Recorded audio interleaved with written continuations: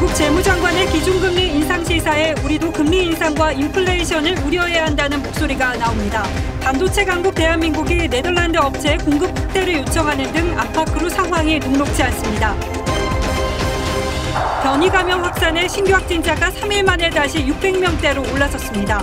백신을 맞겠다는 응답은 한 달 전보다 줄어 61%로 집계됐습니다. 사흘 전 단속된 강남 한 유흥주점이 또 문을 걸어 잠그고 영업하다 적발됐습니다. 경찰은 잠긴 업소 문을 강제로 열고 들어가 53명을 검거했습니다. 도자기 밀수 판매 의혹을 받고 있는 박준영 장관 후보자에 대한 임명 강행 가능성이 거론됩니다. 대한항공 화물기로 명품을 밀반입한 조현아 전 부사장은 징역형을 선고받은 바 있습니다. 오랜만에 이렇게 나오니까 상당히 자유를 얻는 기분입니다. 전국 놀이동산은 가족 단위 인파로 북적였습니다. 코인 광풍시대 연속기획보도 오늘은 가상화폐 거래소가 만든 코인 보고서를 들여다봤습니다. 코인 개발자가 중고차 거래상, 위생용품 도매상으로 검색되는 등 거짓 투성이인 것으로 취재됐습니다. 한미일 외교장관이 15개월 만에 회담을 갖고 북한 비핵화 등 협력을 조율했습니다.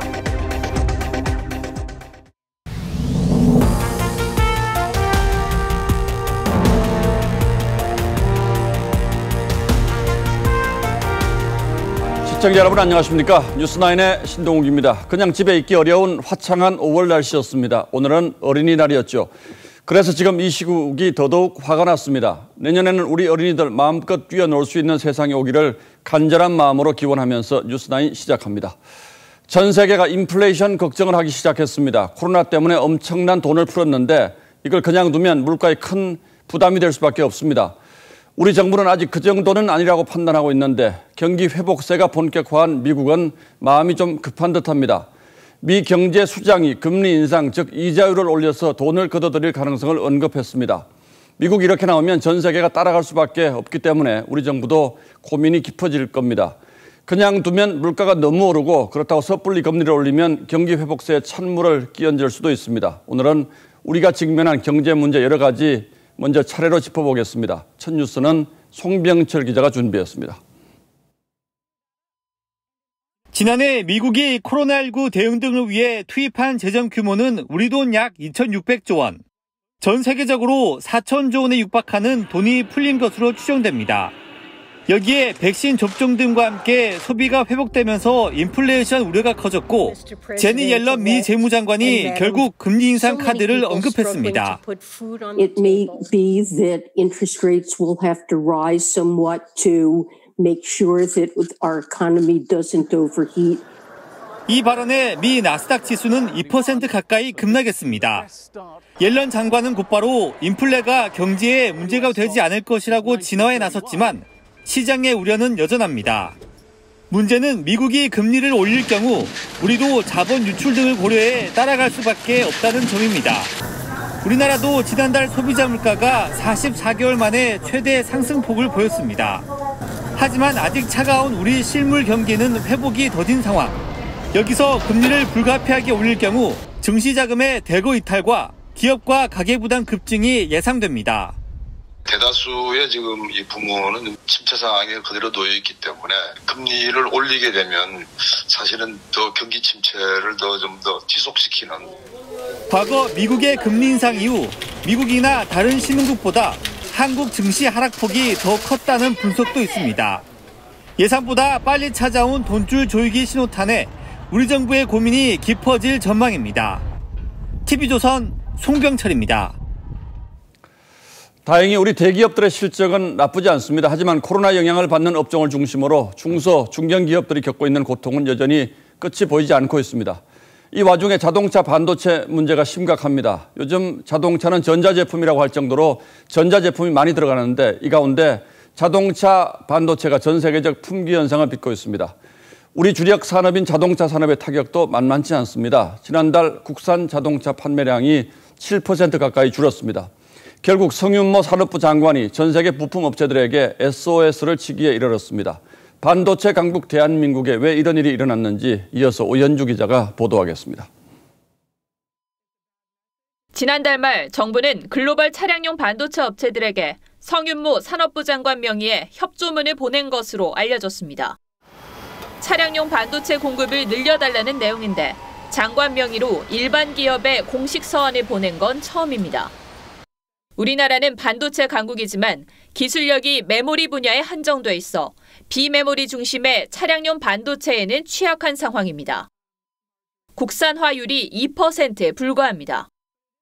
전 세계적인 차량용 반도체 부족 사태가 우리 기업에 타격을 주는 이유입니다. 실제로 기아는 기본 사양에서 차량용 반도체가 들어가는 주차 보조 관련 옵션을 빼는 마이너스 옵션을 내놨습니다. 옵션 중에서 두 가지를 빼셔야 되고요. 10월 달 전에는 아예 후에 없어서 못 만들어요. 글로벌 자동차 업체도 마찬가지입니다. GM은 엔진 출력 조절 장치를 빼고 푸조는 디지털 계기판을 아날로그로 바꾸고 있습니다. 차량용 반도체 보릿고개를 넘기 위한 긴급 처방입니다. 하반기에는 그나마 숨통이 좀 트일 것 같은데 하반기에도 각 회사의 구매 담당자들은 발에 빠르게 계속 바꾸실 거예요. 어쨌든 이게 길어질 것 같아요. 전문가들은 앞으로 미래차가 핵심 산업인 만큼 국내 차량용 반도체 생태계를 키워야 한다고 지적합니다. TV조선 오현주입니다. 뿐만 아니라 차세대 성장 동력으로 꼽히는 시스템 반도체 위탁 생산 시장에서 한국의 위상이 갈수록 하락하고 있습니다. 세계 1위인 대만 업체와 삼성의 차이가 갈수록 벌어지면서 삼성 반도체 위기론이 일본 언론을 통해 제기됐습니다. 반도체 시장에서 우위를 유지하기 위해서는 새로운 기술과 시설 투자가 무엇보다 중요한데 삼성이 그 속도에서 뒤처지고 있다는 지적이 나오고 있습니다. 이어서 김자민 기자가 보도합니다. 올 1분기 대만 TSMC의 시스템 반도체 파운드리 시장 점유율은 56%, 2년 전보다 8% 가까이 늘었습니다. 같은 기간 2위 삼성전자는 점유율이 18%로 하락했습니다.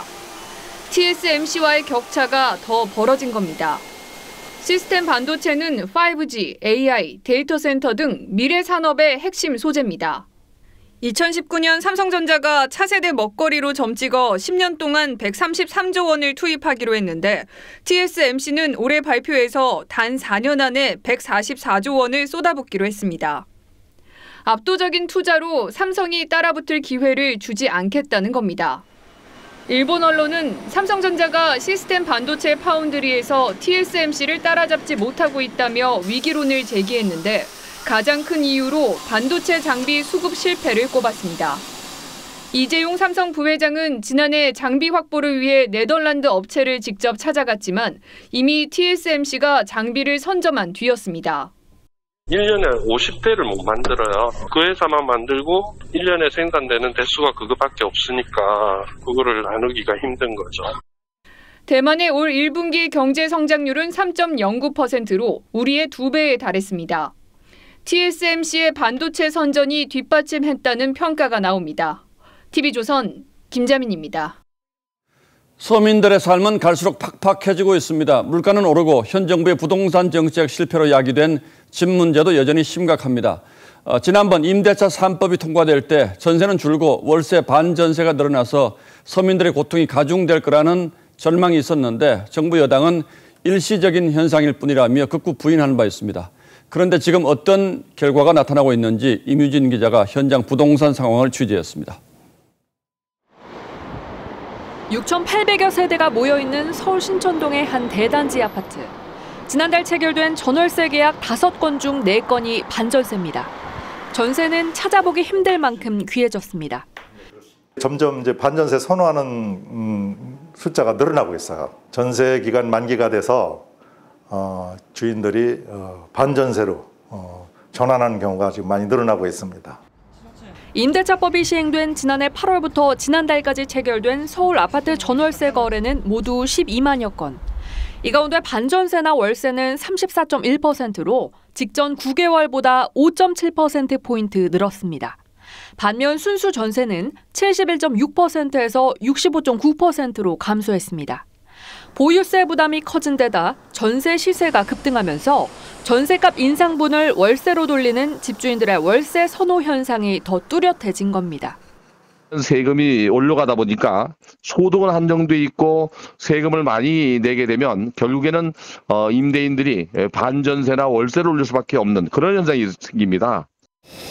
임대료도 덩달아 오르면서 임차인 부담은 커지고 있습니다. 안 내야 될 돈을 75만 원씩 내니까 결국은 반전세가 더 손해더라고요. 소득도 없고 어떻게 했냐고. 월세화 현상은 앞으로 더 가속화할 전망이어서 무주택 서민들의 한숨도 깊어질 것으로 보입니다. TV조선 임유진입니다. 잠시 주춤하는가 싶던 코로나 확진자가 다시 늘고 있습니다. 오늘 신규 확진자는 676명으로 사흘 만에 다시 600명대로 올라섰습니다. 서울의 대형 백화점 두 곳에서도 확진자가 나왔는데 마침 오늘이 어린이날이어서 나들이 나선 분들 중심으로 확진자가 더 나오지 않을까 걱정입니다. 오선열 기자가 취재했습니다. 전남 고흥의 한 마을 목욕탕이 폐쇄됐습니다. 임시 선별진료소에는 주민들의 발길이 끊이지 않습니다. 고흥에선 공무원발 집단 감염이 가족과 지인 등 N차 감염으로 번지면서 나흘간 25명이 확진됐습니다. 대전에선 가족 간 감염 확산으로 어제까지 이틀 동안 6가족 15명이 감염됐습니다. 강릉 외국인 근로자 집단 감염은 오늘 7명이 추가되며 누적 확진자는 57명으로 늘었습니다. 경북 경주에선 마을 주민 48명이 무더기 확진되면서 경로당과 5일장이 폐쇄됐습니다.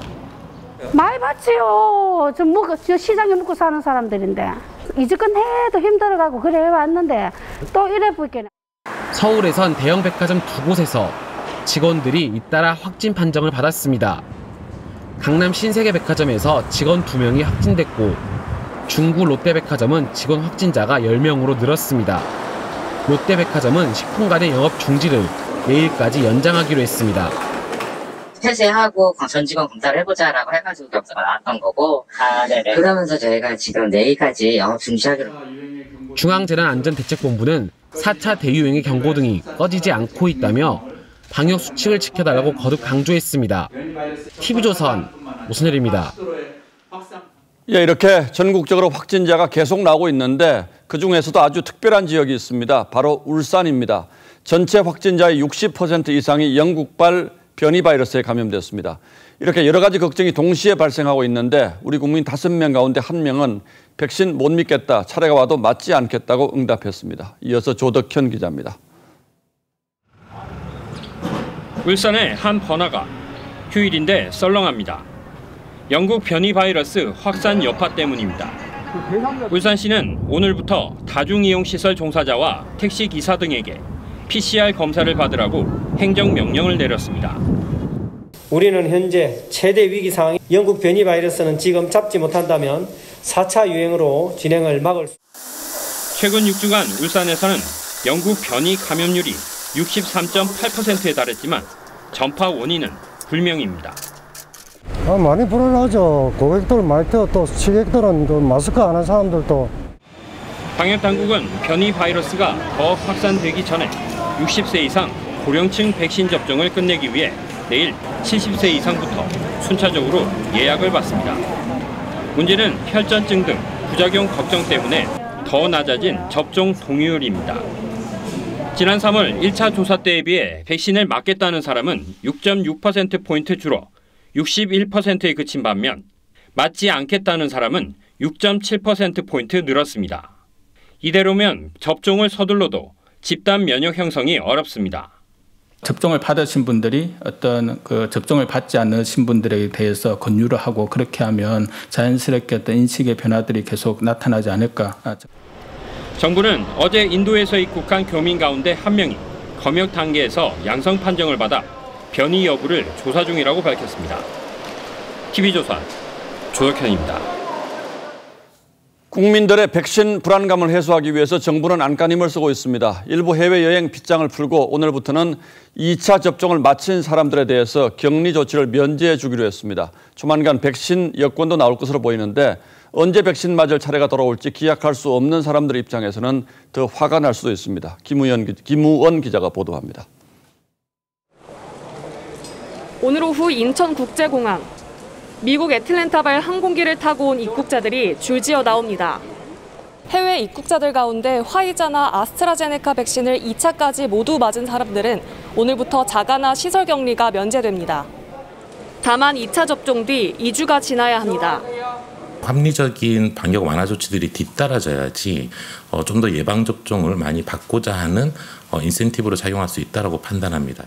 남아공과 브라질 등 변이 바이러스 유행 국가에서 입국한 경우는 격리 면제 대상에서 제외됩니다.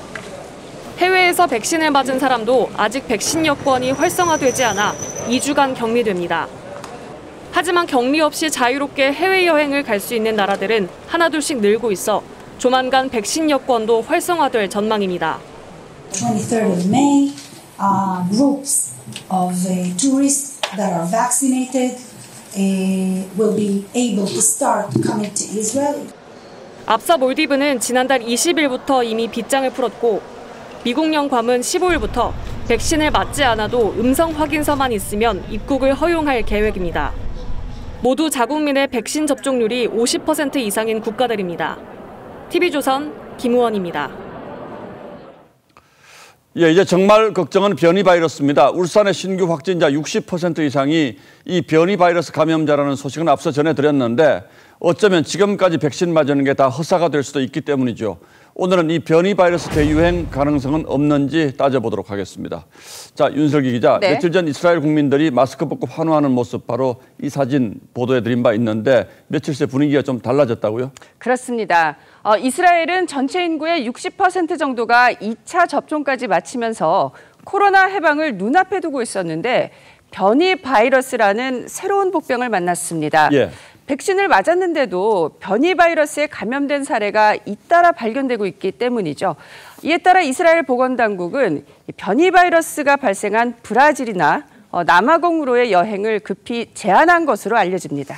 이스라엘의 사정이 이렇다면 전 세계가 큰 걱정이 아닐 수 없는데 자, 그렇다면 우리나라는 사정이 어떻습니까? 확진자 일부를 뽑아 변이 감염 비율을 조사한 결과 4월 첫째 주 7.2%이던 이 비율이 최근엔 2주 연속 15%대로 증가했습니다. 여기에 변이로 추정되는 사례까지 합치면 1,500건에 육박하는데요. 이 가운데 90%가 영국발 변이입니다. 울산의 신규 확진자 60% 이상이 변이 바이러스 감염자고 대부분이 영국발 변이라는 사실도 확인이 됐죠. 자, 우리나라에서 이렇게 영국발 변이가 많은 이유는 뭡니까? 변이 바이러스마다 특징이 다른데요. 브라질 남아공 변이는 백신 효과를 감소시키고 영국 변이는 전파력이 높다고 합니다. 바로 이 전파력 때문에 영국 변이가 이 전체 변이의 90%를 차지하고 있습니다. 국내에서는 울산 지역을 중심으로 특히 많이 발생했고 연령대별로는 50대 이하에서 집중적으로 발생하고 있습니다. 특히 울산의 변이 바이러스 확산세가 심상치 않은 것 같은데 이걸 다른 지역하고 비교하면 더 심각한 편입니까? 그렇습니다. 전체 변이 신고 건수로는 경기도가 541건으로 가장 많고 울산이 뒤를 이어 320건입니다. 92건에 불과한 서울보다 3배나 많은 수치고 인구 대비로 보면 압도적으로 그 비율이 높다고 볼 수 있죠. 앞서 말씀드린 것처럼 이 영국발 변이 바이러스가 전파력이 특히 높기 때문에 울산에서 인구가 집중된 부산 경남 지역으로 확산될 가능성이 높습니다. 부산 쪽으로 해가지고 경남 지역이 굉장히 위험에 빠질 수도 있는 그런 상황이거든요. 울산 지역 같은 경우는 빨리 접종을 시키든가. 그리고 또 하나 50대 이하 감염자가 많다는 건 어떤 의미가 있습니까? 네, 전체 확진자 중 50대 이하가 차지하는 비중은 10명 중 7명 꼴입니다. 하지만 영국 변이의 경우 50대 이하는 87.5%나 됩니다.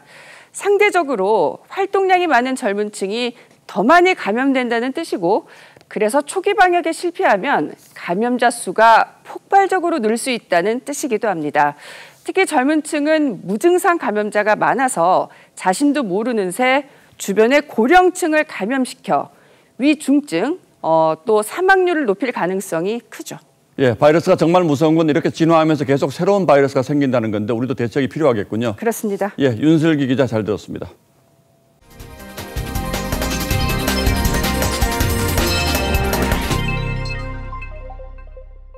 어제 인사청문회에서 일부 장관 후보자들의 도덕적 결함이 다시 한번 확인되면서 여권이 심각한 고민에 빠졌습니다. 특히 야당이 부적격 1, 2순위로 지목한 임혜숙 과기부, 박준영 해수부 장관 후보자 문제를 두고 고민이 깊다고 하는데 특히 박준영 후보자에 대해서 야당은 장관 자리로 갈 것이 아니라 수사를 받아야 한다고 목소리를 높이고 있습니다. 그 이유를 비슷한 과거 사례를 통해 살펴보겠습니다. 차정성 기자가 취재했습니다. 박준영 해수부 장관 후보자의 도자기 밀수 판매 의혹과 조현아 전 대한항공 부사장의 사례는 비슷한 점이 많습니다. 조 전 부사장은 자사 항공기를 이용해 8,800만 원어치 의류와 육아용품 등을 몰래 들여온 혐의로 재작년 항소심에서 징역 8개월을 선고받았습니다. 판매용이 아니라 본인이 사용할 목적이란 점이 인정돼 실형은 면했습니다. 항고하실 건가요? 판결 결과에 불만 없으십니까? 박 후보자 부부는 찻잔과 도자기 등 1,250점, 3천만 원 상당의 물품을 외교 행랑으로 들여오면서 세금 한 푼 내지 않았고 불법으로 카페에서 300만 원어치를 판매했습니다. 관세법에 따르면 5년 이하의 징역이나 물품가액의 최대 10배 벌금형을 받을 수 있습니다. 일반적인 사건 규모보다는 훨씬 더 강하게 처벌한 건 맞고요. 그런 점을 고려를 한다면은 좀 더 강하게 처벌할 수도 있겠죠.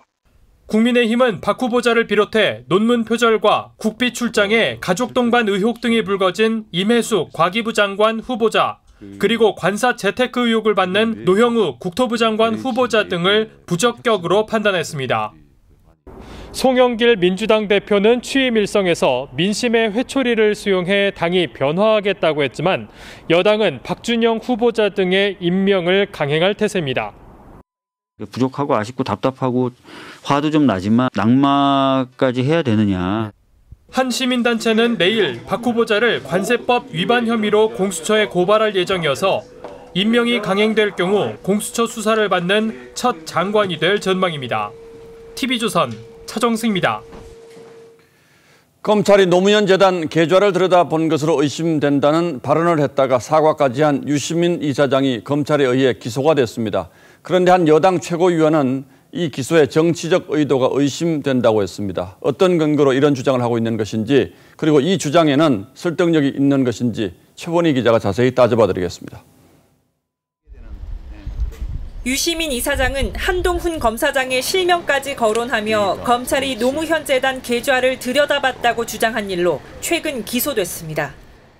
한동훈 검사가 있던 반부패 강력부 쪽에서 봤을 가능성이 높다고 판단했고요. 유 이사장이 자신의 주장을 입증하지 못했다며 사과까지 했지만 명예훼손 여부가 비교적 분명해 검찰이 기소를 결정한 겁니다. 한 검사장은 여러 차례 사실을 밝혔는데도 유 이사장이 지난 1년간 거짓 선동을 반복했다면서 5억 원의 손해배상 소송까지 제기했습니다. 민주당 김용민 최고위원은 검찰권 남용이라며 비판했습니다. 그는 유 이사장의 대선 출마가 언급되는 시점에서 정치적 의도가 의심된다며 하루빨리 검찰 개혁이 이뤄져야 하는 이유라고 주장했습니다. 하지만 법조계에선 검찰의 기소에 문제가 없다는 게 중론입니다. 1년 동안 계좌를 들여다봤다는 통지를 못 받았다면 이것은 허위 사실로 인한 명예훼손죄가 성립될 수 있는 것이고, 야당도 말도 안 되는 트집이라고 비판했습니다. 사과까지 한 명백한 사안을 걸고 넘어져 정치적 기소로 생트집을 잡고 있습니다. TV조선 최원입니다. 마스크를 쓰고 마는 두 번째 어린이날이었습니다. 전국 놀이공원은 가족 단위 시민들로 북적였는데요. 부모들은 혹시나 하는 우려를 내려놓지 못하는 모습이었습니다. 노돌 기자가 현장을 둘러봤습니다. 가족과 함께 나선 놀이공원 나들이에 아이들은 들떴지만 동물하고 뭐 맛있는 것도 먹고 놀이기구 타고 좋았어요. 지켜보는 부모들은 기쁨 반, 우려 반이었습니다. 그동안 코로나 때문에 정말 답답했었는데 설레어 했고요. 어젯밤에 일찍 잤습니다. 거리두기도 잘 지켜지지 않고 너무 사람이 많다 보니까 방역 부분에서도 좀 걱정되는 부분이 놀이공원은 이른 아침부터 북적였습니다. 손님들은 차례로 체온 측정과 QR 체크인을 마친 뒤 입장했습니다. 서울 창신동 장난감 거리도 모처럼 호황을 누렸지만 예상 밖의 인파에 일찌감치 발길을 돌리는 가족들도 있었습니다. 생각보다 사람이 너무 많네요. 마스크 잘 쓰고 안 그래도 지금도 빨리 살 것만 사가지고 들어가려고 하고 있어요. 코로나 걱정에 놀이공원 대신 서울 근교의 유원지로 나오는 시민도 많았습니다. 시민들은 강바람을 맞으며 답답함을 털어버립니다. 집에서는 답답하고 또 계속 그 갇혀 있다는 느낌, 그 느낌에서 오랜만에 이렇게 나오니까 상당히 자유를 얻는 기분입니다. 지난해에 이어 올해도 초등학생들과 화상 만남을 가진 문재인 대통령은 어린이들 마스크 벗게 하는 게 소원이라고 했습니다. TV조선 노도일입니다. 네, 보셨듯 코로나는 우리 아이들이 뛰노는데 제약을 가져왔고 또 학력 격차도 키웠습니다. 특히 다문화 가정이 언어 등의 제약으로 이 문제가 더 심각한데요. 서영희 기자가 실태 취재했습니다. 5분은 15. 이거 바꾸면 어떻게 할까요? 서툰 한국말로 초등학생 두 딸의 공부를 도와주고 있는 중국인 원다연 씨. 하지만 남편과 함께 맞벌이를 하느라 자주 봐주지는 못합니다. 아이들만 집에 남겨놓는 게 늘 염려됐는데 코로나19 이후에는 걱정이 더 커졌습니다. 가뜩이나 언어 등의 문제로 학습 진도를 따라가기 어려웠는데 원격 수업으로 학력 격차가 더 크게 벌어진 것 같아서입니다. 수학이랑 영어가 있는데 수학은 분수랑 도형이 어렵고 영어는 말하기가 좀 힘들어요. 아이들을 학원에 보내고 싶지만 그럴 형편은 아직 못 됩니다. 정부 조사에 따르면 다문화 가정의 경우 초등학교 저학년인데도 방과 후 집에서 홀로 보내는 비율이 절반을 넘습니다. 대안은 없을까? 엄마나 아빠가 중국인이거나 중국 동포인 경우가 많은 이 초등학교에서는 대면이나 원격 수업을 중국어와 병행해야 하고 있습니다. 1加2加1等于 4. 그래서 얼마예요? 44. 우리말 소통이 어려운 아이들을 위해 VR 등 보조 교재를 활용해 수업하는 학교도 있습니다. 일단은 아이들이 어떤 수업을 하더라도 논다라고 생각을 하는 게 장점인 것 같아요. 그래서 재미있게 하고 집중도 하고. 하지만 이런 다문화 가정 자녀들을 배려한 학교와 유치원은 아직 전체의 3%에 불과합니다. 다문화 가정 학생들은 5년 새 2배 이상 늘어 15만 명에 육박합니다. 그 나라 언어로 같이 공부도 하면서 한국어도 배우면서 따라갈 수 있게 만들어주는 시스템을, 그게 정말 평등한 교육이라고 생각하는 거죠. 다문화 가정 자녀일수록 저학년 때부터 기초학력이 떨어질 가능성이 높지만 아직 제대로 된 조사조차 한 적은 없습니다. TV조선 서영일입니다. 한강공원에서 실종된 뒤 숨진 채 발견된 대학생의 발인식이 오늘 치러졌습니다. 이 사건 발생 열흘이 지났지만 아직 이 대학생이 숨진 경위는 밝혀지지 않았고 의혹과 확인되지 않은 정보는 확산되고 있죠. 경찰이 결정적 단서를 확보할 수 있을지 여기에 오늘의 포커스를 맞췄습니다.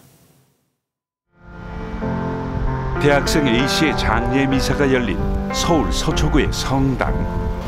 영정사진이 밖으로 나오자 현장에 모인 시민들이 눈물을 터뜨립니다. A씨의 가족과 친구들 외에도 많은 시민들이 참석해 고인의 마지막 가는 길을 배웅했죠. A씨의 아버지는 이별은 아쉽지만 언젠가 다시 만날 것을 알기에 이제 보내주려고 한다. 사랑한다며 아들에게 마지막 편지를 전했습니다. 사건이 발생한 지 오늘로 열흘. 하지만 실종 당일 A씨의 행적은 밝혀지지 않고 있습니다. 수속 조치가 그냥 내가 마음 놓고 있어도 되는지, 안 보이는 시간에 뭐가 했는지 그런 거를 알고 싶은 거고. 경찰은 발인식이 염수된 오늘도 관련 증거를 찾기 위해 한강 일대를 수색했습니다.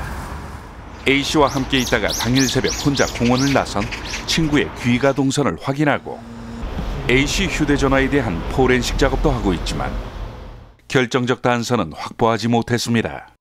얼마나 허망하고 부모는 고통스럽겠어요. 나와야죠. 나와서 자세하게 설명을 해줘야 부모가 마음을 풀을 거 아니야.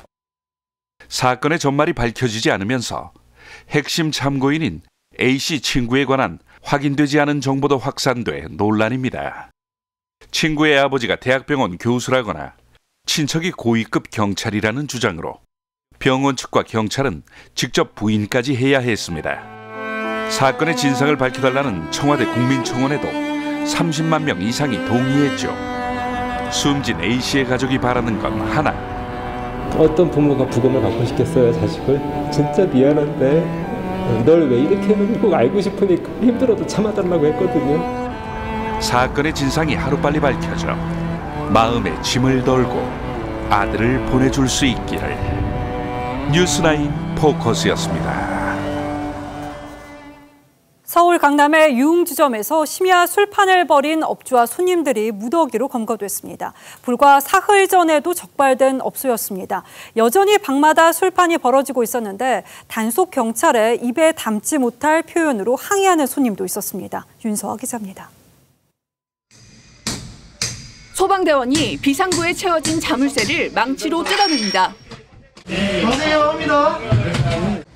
구청 직원과 단속 경찰관이 불 꺼진 유흥업소로 들어서자 복도를 따라 늘어선 방마다 술판을 벌이는 손님과 종업원이 모여 있습니다. 가만히 있어요. 이쪽 오세요. 이쪽 오시라고. 손님이세요? 다 지인분이신 거예요, 여기? 집합 금지 명령을 어기고 불법 영업을 한 건데 업주와 손님 등 현장에서 검거된 인원만 53명에 달했습니다.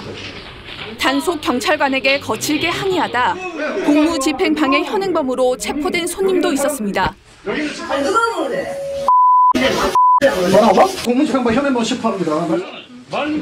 해당 업소는 감염병 예방법 위반으로 이미 6차례나 적발됐지만 단속을 피하기 위해 예약된 손님만 입장시킨 뒤 출입문을 잠그고 몰래 영업해온 것으로 드러났습니다. 법을 어기면 300만 원 이하의 과태료가 부과되지만 배짱 영업을 하고 있는 겁니다. 경찰은 불법 영업 단속을 강화해 나갈 방침입니다. TV조선 윤서아입니다. 지난달 검찰에 경찰이 강압 수사를 했다는 진정이 접수됐습니다. 그런데 이 사실이 며칠 안 돼서 경찰에 유출이 됐고 경찰이 다시 피의자에게 끝까지 가보자는 거냐면서 압박했다는 주장이 제기됐습니다. 어떤 상황이었던 건지 양측의 얘기를 한송원 기자가 들어봤습니다. 지난 2월 경찰은 사기 등의 혐의로 A씨와 동업자의 사무실과 오피스텔을 압수수색했습니다. 이 과정에서 A씨 등은 경찰이 무릎을 꿇게 하는 등 가혹행위가 있었다고 주장했습니다. 움직이지 마, 들어가 이러면서 이제 무릎 꿇고 손 들고 받고 일한다고 이제 저희 무릎 다 꿇기고 했어요. 압수수색을 한 지 2시간이 지나도록 변호사와 통화도 못하게 했다고도 했습니다. 변호사 불러달라니까 나중에 불러주겠다. 불러달라니까 그것도 안 된다고 하니까. 사생활 침해로 수치심을 느꼈다고도 주장했습니다. 여자친구랑 이제 뭐 속옷 입고 이렇게 같이 셀카를 찍는다든지 그런 사진들을 확대해서 제가 너무 화가 나서 이건 진짜 아니다라고 계속 요청을 했고 네가 알려주면 내가 서해 돌아가서 이렇게 처럼 보겠다라고 말씀하십니다. A씨 등은 이 같은 경찰의 행위는 인권 침해라며 지난달 19일 광주지검에 진정서를 제출했습니다. 그런데 경찰은 나흘 만인 지난달 23일 A씨 등을 조사하던 중 진정이 들어온 사실을 언급하면서 끝까지 해보자는 거냐며 압박했습니다. 변호사가 함께 있었지만 아랑곳하지 않았습니다. 너희들 나 고소했더라? 네. 이런 말을 하면서 그냥 해볼 때까지 해보자는 거지. 경찰은 앉으라고 했을 뿐인데 일부가 무릎을 꿇었다며 강압수사 의혹을 부인했습니다. 검찰에 진정이 들어온 사실은 알았다고 인정했습니다. 그게 저희가 그런 소리를 뭐 듣고 혹시 있는가 물어본 것은 맞는데 그게 왜 문제가 된가요?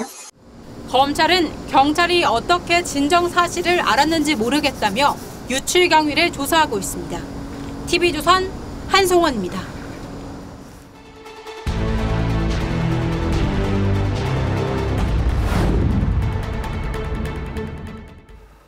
국내 한 대형 가상화폐 거래소가 글로벌재단과 함께 공동으로 발행한다고 홍보한 가상화폐가 있습니다. 그런데 저희 취재진이 이 가상화폐 개발자를 추적해봤더니 블록체인 기술과는 전혀 관련이 없는 남미의 중고차 도매상이었습니다. 어떤 거짓말을 해도 확인할 길이 없고 거래소 상장 역시 허술하기 짝이 없는 이른바 묻지마 코인 열풍의 투자자들의 피해가 커지고 있습니다. 이재중 기자가 취재했습니다. 한 대형 가상화폐 거래소가 2019년 내놓은 A 가상화폐의 백서입니다. 세계화 진출을 위한 첫 대형 프로젝트라고 대대적으로 홍보했습니다. 투자 금액의 1% 정도를 매주 수익금으로 배당하겠다고 약속했지만 지난해 말 배당은 끊겼습니다. 시세도 10분의 1 수준으로 폭락했습니다. 경찰에 피해를 접수한 개인 투자자는 30여 명, 투자액은 30억 원이 넘습니다. 그 팀장이 그럴 일 없다. 엄청 자신감 있게 말했거든요. 그 당사자가 뭐 퇴사를 한 거죠. 거래소가 해당 가상화폐를 공동 개발했다는 업체를 확인해봤습니다. 최고 책임자는 남미 지역의 중고차 거래상, 최고 경영자는 손소독제 등을 취급하는 위생용품 도매상으로 나옵니다. 거래소 측은 검증이 충분했고 법적인 문제는 없다는 입장입니다. 발행한 쪽에서 이제 그 약속이 이행되지 않고 한 부분에 대해서까지 거래소가 모두 책임지기는 어렵다는 거죠.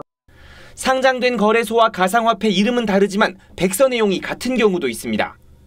80일 동안 매일 4%씩 시세 상승을 이어가다 단 1분 만에 98%가 하락한 한 가상화폐. 다른 거래소에 상장된 가상화폐와 백서를 비교해보니 목차부터 내용까지 비슷합니다. 꾸준히 상승하다 갑자기 폭락하는 시세 움직임도 비슷합니다. 백서에 개발자 이름은 있지만 사진도 경력도 나와 있지 않습니다.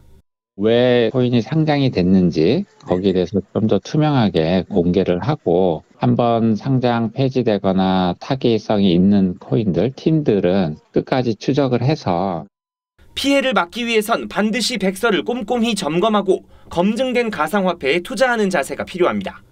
TV조선 이재중입니다. 자, 그렇다면 일론 머스크의 말 한마디에 일약 유명세를 탄 도지코인의 최근 시세 한번 보시겠습니다. 롤러코스터를 타듯이 들쭉날쭉하더니 보름 전에 비해서 한때 3배 넘게 오르기도 했는데 오늘 또 50%가 폭등하면서 장난삼아 만들었다는 이 코인의 시가총액도 어마어마하게 커졌습니다. 우리 코스피 시장 기준으로 보면 삼성전자 바로 다음 2위 수준까지 불어났습니다. 이태영 기자가 보도합니다. 시가총액 98조 원. 가상화폐 종목 중 하나인 도지코인이 오늘 오후 한때 달성한 시가총액입니다. 코스피로 환산하면 삼성전자에 이어 국내 2위 규모로 미국 트위터의 2배 수준입니다. 도지코인은 오늘 하루만 50%, 일주일 동안 150% 가까이 오르며 무서운 상승세를 이어갔습니다. 이번 도지코인 상승 원인은 테슬라의 CEO 일론 머스크의 트윗 한 줄 때문이라는 분석이 지배적입니다. 문제는 도지코인은 비트코인 등과 달리 발행량에 제한도 없고 투자자 5명이 전체 코인의 약 40%를 소유해서 폭락 위험도 크다는 점입니다. 실용성이 없는 코인이거든요. 유동성이 많이 풀린 상태에서 사람들이 그래 가격이 오르니까 한 번 더 투자해서 한탕하자 뭐 이런 심리가. 하지만 도지코인 거품은 아직 꺼질 때가 아니라며 단기적 상승세를 점치는 견해도 있습니다. 전문가들은 전 세계 도지코인 일일 거래량의 약 4분의 1인 14조 원이 한국에 집중되고 있는 탓에 대규모 가치 폭락 시 국내 투자자 피해가 특히 클 수 있다고 우려하고 있습니다. TV조선 이태영입니다. 다음 뉴스입니다. 영국 런던 G7 회담을 계기로 한미일 외교장관 회담과 한일 외교장관 회담이 연이어 열렸습니다. 그동안 냉랭했던 한일 관계 탓에 이렇게 새나라 외교 수장이 한자리에 모이는 데는 15개월이나 걸렸고 여기에는 미국의 역할이 컸던 것으로 알려졌습니다. 구체적으로 어떤 내용들이 논의됐고 성과는 있었는지 권은영 기자가 취재했습니다. 런던 시내의 한 호텔. 디귿자 형태의 책상에 블링컨 미 국무장관이 가운데 자리하고 정의용 외교장관과 모태기 도시미스 1 외무상이 마주보고 앉았습니다. 1년 3개월 만에 한미일 외교장관 회담은 미국 측 조율로 성사됐습니다. 약 50분가량 진행된 회담에서 한미일은 한반도의 완전한 비핵화를 위한 공조 강화, 한미일 협력의 중요성에 의견을 모았습니다. 또 블링컨 장관이 미국의 새로운 대북 정책을 설명했고 3국 간 긴밀한 소통 협력에 합의했다고 밝혔습니다. What we have now is a policy that calls for a calibrated, practical approach. 직후엔 한일 외교장관 회담도 따로 열렸습니다. 그동안 한국과의 전화 통화마저 거부했던 일본 측이 미국의 강한 설득에 회담장에 나온 걸로 알려졌습니다. 한일 양국은 원전 오염수 방류 문제와 과거사 해법에선 의견 차이가 여전했지만 비핵화 문제에 대해선 지속적으로 협력하기로 했다고 밝혔습니다. 양국이 현안에서 여전히 팽팽히 맞서고 있지만 어렵사리 성사된 양자회담을 통해 관계 개선의 의지를 내보였다는 평가가 나옵니다. 지난 몇 년간 한일 관계 악화로 양측이 팽팽히 맞섰는데 바이든 행정부 출범 이후 미국의 중재로 양측이 관계 개선 의지를 피력했다. TV조선 권은영입니다. 대규모 참사를 낳은 멕시코 고가철로 붕괴 사고 당시 모습이 공개됐습니다. 주민들은 개통 초기부터 지하철이 지날 때마다 철로가 흔들렸다면서 예견된 인재였다고 주장했습니다. 사상자는 계속해서 늘고 있습니다. 이유진 기자입니다. 지하철이 고가철로를 지나는 순간 불꽃이 튀며 철로가 와르르 무너져 내립니다. 한밤중에 고가를 떠받치던 기둥이 붕괴하면서 지하철까지 함께 추락했고 사상자는 100명이 넘습니다. Y ellos nos dijeron que pues estuviéramos al pendiente porque Imer no aparecía, no contestaba su teléfono y pues así pasamos toda la noche en angustia. 사고가 난 지하철 12호선은 멕시코시티 노선 중 가장 최근에 지어졌습니다. 하지만 인근 주민들은 지하철이 지날 때마다 기둥이 흔들려 위험을 감지했다고 증언했습니다. A tener su servicio, las casas se sienten. Entonces, por ese simple hecho, nosotros sabemos de que está mal esta construcción. 실제 해당 노선은 개통 2년 만인 2014년 보수 공사를 했고 2017년 강진 때에도 균열이 확인됐습니다. 예견된 참사람 비판에 힘이 실리는 가운데 시민들은 정부가 과실을 책임지라고 목소리를 높였습니다.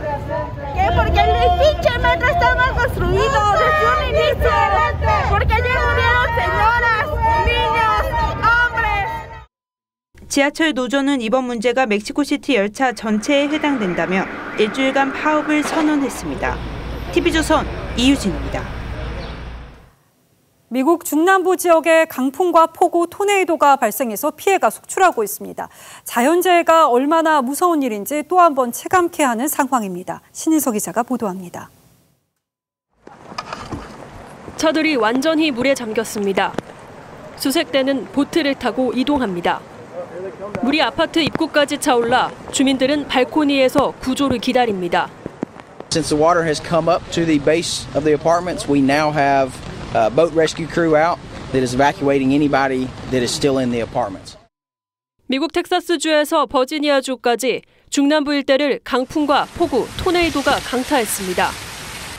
일부 지역에 시간당 10cm 폭우가 쏟아진 엘라바마주에서는 앞으로도 5cm의 비가 더 내릴 것으로 예보됐습니다. 나무를 동강내고 지붕을 날려버리는 위력의 토네이도는 중부의 일리노이주부터 남부 오클라호마, 조지아 등을 휩쓸었습니다. And I looked out the window and I just saw debris flying around. And I was like, hey, I got to get off the phone and get in my basement because I think it's a tornado. 여러 건의 토네이도가 발생한 텍사스에선 트럭 3대가 전복돼 운전자 1명이 숨졌습니다. Came across the wreck, immediately saw the 18-wheeler out here in the field, and we knew that we had to help. 각 주에선 사상자가 발생했고 텍사스에서 메릴랜드까지 35만 명 이상이 정전 사태를 겪었습니다. TV조선 신서입니다. 한국과 인연이 깊은 안젤리나 졸리가 2년 만에 스크린에 복귀하는데요. 우리나라에서 제일 먼저 개봉합니다. 이 밖에도 헐리우드 대작이 한국 최초 개봉을 선택하는 이유는 뭘까요? 최윤정 기자입니다. 오늘 전 세계 최초로 국내 개봉하는 영화 내가 죽기를 바라는 자들. 안젤리나 졸리는 범죄 조직에 쫓기는 소년을 구하기 위해 고군분투하는 소방대원 역할을 맡았습니다. 주연을 맡은 안젤리나 졸리는 화상 기자회견에서 한국에 대한 애정을 드러냈습니다. Korea absolutely has a special place in my heart. And I love being there and I hope to spend more time in the future. 지난 2019년 연세대학교에 입학한 아들 매덕스 소식도 전했습니다.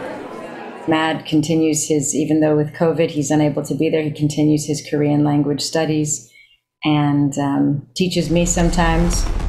9번째 시리즈로 돌아오는 영화 분노의 질주도 오는 19일 한국 최초 개봉합니다.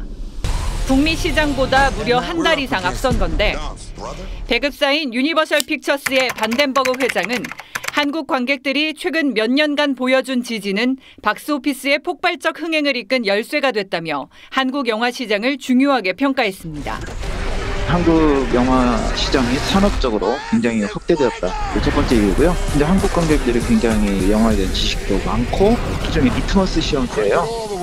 할리우드가 대작의 첫 개봉지로 선택한 우리나라가 세계 영화계의 흥행키를 좌우하는 주요 시장으로 떠올랐습니다. TV조선 최윤정입니다. 챔피언 결정전 1차전에서 19점 차로 대패했던 정규리그 1위 KCC. 그동안 부진했던 이정현의 외곽슛이 터집니다. 라거나의 화끈한 덩크슛까지 KCC는 서력의 의지를 불태웠습니다. 하지만 포스트 시즌 전승을 달리고 있는 KGC의 반격은 매서웠습니다. 에이스 설린전은 주춤했지만 국내 선수들이 공백을 완벽하게 채웠습니다. 이재도의 화끈한 돌파, 골밑을 완벽하게 장악한 오색은 외곽에선 변준영의 3점슛이 터지며 경기 분위기를 뒤집었습니다. KCC 이정현이 4쿼터 석점포로 분투했지만 변준영의 슛은 더 뜨거웠습니다. 쐐기를 박는 완벽한 스텝백 3점슛까지 KGC가 KCC를 77대 74로 꺾고 챔피언 결정전 2연승으로 통산 3번째 우승에 한 발 더 다가갔습니다. 이번 포스트 시즌에서 8연승, 역대 타이 기록까지 세웠습니다. 변준영은 화려한 농구 기술을 위기 때마다 선보이며 23득점으로 팀 승리의 주역이 됐습니다. 제발 서서 쏘라고 그래가지고 근데 또 오늘처럼 이런 중요할 때 넣어가지고 감독님이 이제 스텝백 쏴도 뭐라 안 할 것 같습니다. 역대 챔피언 결정전에서 1, 2차전을 모두 잡은 팀이 우승한 경우는 81.8%입니다. 3차전은 모레 안양에서 열립니다. TV조선 이다정입니다.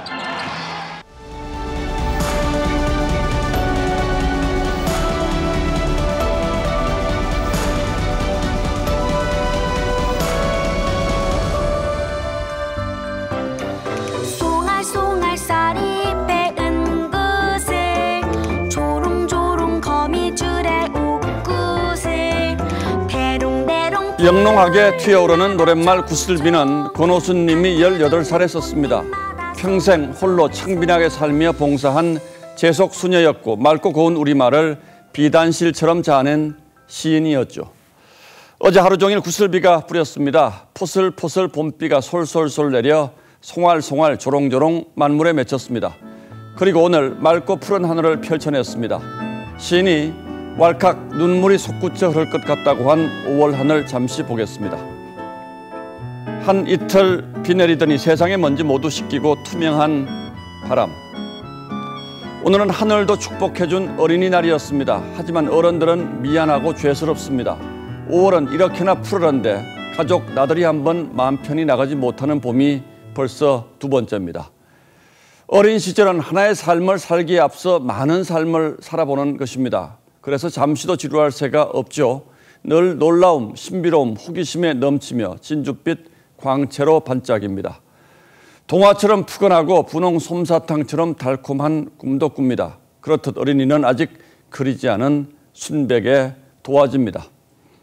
하지만 세상은 동심의 도화지에 거친 낙서를 하곤 합니다. 이 한 장의 사진처럼 말이죠. 시리아 난민촌을 취재하던 기자가 4살 여자아이를 찍으려고 카메라를 들자 아이는 두 손을 이렇게 번쩍 들었습니다. 긴 망원 렌즈가 달린 카메라를 총으로 잘못 안 겁니다. 우리네 사는 것도 차마 아이들에게 들려주고 보여주지 못할 끔찍한 일들이 그치지 않습니다. 분노와 정오에 사로잡힌 삿대질, 드자비들이 넘쳐납니다. 그렇듯 어린이는 어른의 거울입니다. 워즈워스도 명시무지개에서 어린이는 어른의 아버지라고 했죠. 아버지가 마시는 술에는 눈물이 절반이라며 아버지의 깊은 고독을 노래한 시도 이렇게 끝납니다. 아버지의 때는 항상 씻김을 받는다. 어린 것들이 간직한 깨끗한 피로 부모는 아이들을 보며 마음을 다잡습니다. 세상살이가 힘들고 각박해도 열심히 곧고 바르게 살아야겠다고 다짐합니다. 저부터 스스로에게 물어봅니다. 워저워드의 식구처럼 50살, 60살에 무지개 보며 아이처럼 가슴이 뛰지 않으면 죽은 것이나 다름없지 않겠냐고.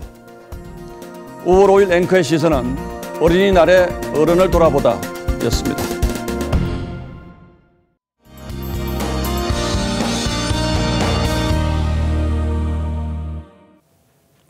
어린이날 잘 보내셨나요? 육안으로는 매우 화창한 날씨였지만 사실 미세먼지 농도가 살짝 높아진 곳도 있습니다. 중국에서부터 황사가 유입됐기 때문인데요.